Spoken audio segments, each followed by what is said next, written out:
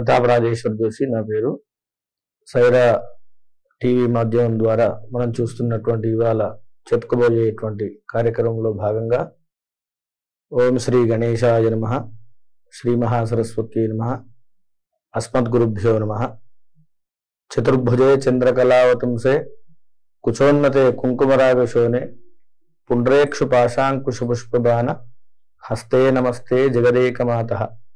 సర్వమంగళమాంగళ్యే శివే సర్వార్థసాధికే శరణ్యే త్ర్యంబకే గౌరి నారాయణి నమోస్తుతే. వాగీషాద్యాస్సు మనసః సర్వార్థానాముపక్రమే యం నత్వా కృతకృత్యా స్యుః తం నమామి గజాననం. ఆదిత్యం భాస్కరాదిచ్ఛేదని శాస్త్రవచనం చెప్పబడుతుంది కాబట్టి తర్వాత మంగళవారానికి అధిపతి కుజుడు. ఈ కుజుడు యొక్క శక్తి దుర్గా అమ్మవారు.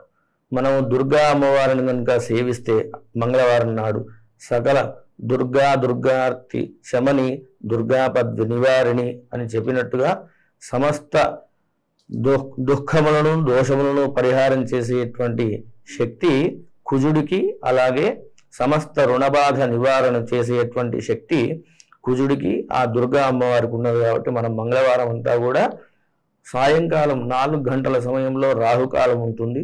ఆ 4 గంటల సమయంలో మనము దుర్గా అమ్మవారి దేవాలయానికి వెళ్ళి నిమ్మకాయ దీపాలను కనుక వెలిగిస్తే ఆ మంగళవారం నాడు ఏదైతే దోషములు మనకు సంభవిస్తున్నాయో ఆ దోషములన్నీ కూడా ఆ వారం మొత్తం కూడా సక్రమంగా ఆ కుజుడు దుర్గా అమ్మవారు మనకు అనుగ్రహిస్తాడు. Hi everybody, this is Kiriti Damaraju.